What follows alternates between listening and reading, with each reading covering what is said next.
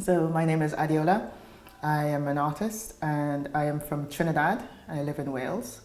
I work in the media industry as well as in academia. I'm in this process of trying to redefine how I name myself and how I call the things that I do. I think ultimately artist covers it all, but I'm also a facilitator, a creator, a manifester. I think that seems a bit large, but that's where I'm heading. I grew up in Trinidad, in the Caribbean, Trinidad and Tobago. My family named me Adeola because I was born in the 70s, and during that time it was the Black Power movement, and black people wanted to name their children African names. So I'm called Adeola, which is a Yoruba name. You know, I remember my mom saying that whatever you did as a child is something you should keep in your life as an adult. And definitely my earliest memories are mark making, drawing, creating, moving, you know. So I sometimes call myself a diaspora artist. And what that means to me is that a lot of the things that I'm doing right now is informed by the fact that I am living outside of my home space. It doesn't mean that it's good or bad, it's just about survival and thriving. And I feel that some of the issues that I'm dealing with have only made themselves apparent because of the displacement from home space to this space, to other space.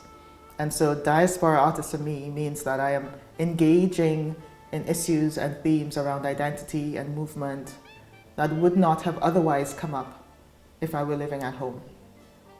They become more pertinent because I'm here.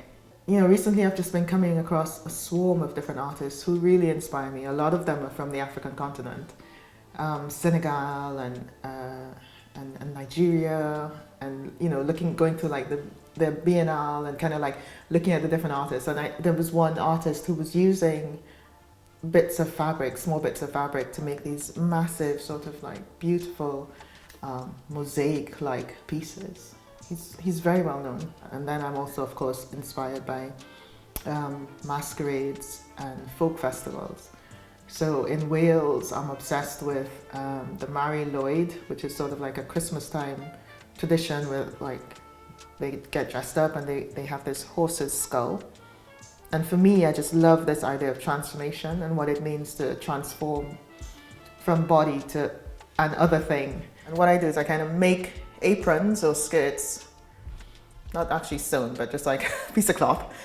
And then I photograph somebody in it and I print the photograph and then I paint the background. It sounds really long, but it started with these pieces.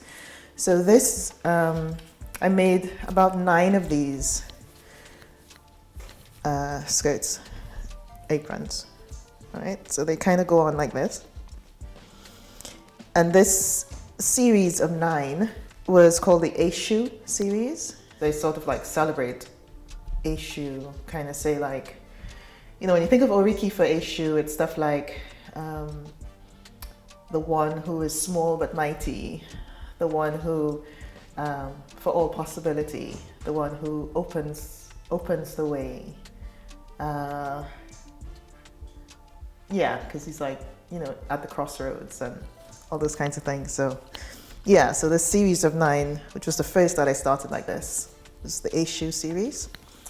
And I've done quite a few of them. I feel like when I have an idea, the medium changes. So sometimes it might be paint, sometimes it might be pencil, sometimes it might be fabric or writing, you know. So the medium depends on the way the thing wants to be expressed.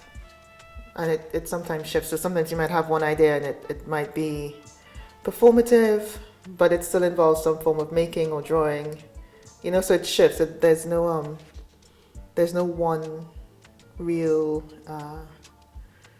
way of working for me. I kind of have all these different ways of working, all these different mediums that I use to say the thing I'm trying to say.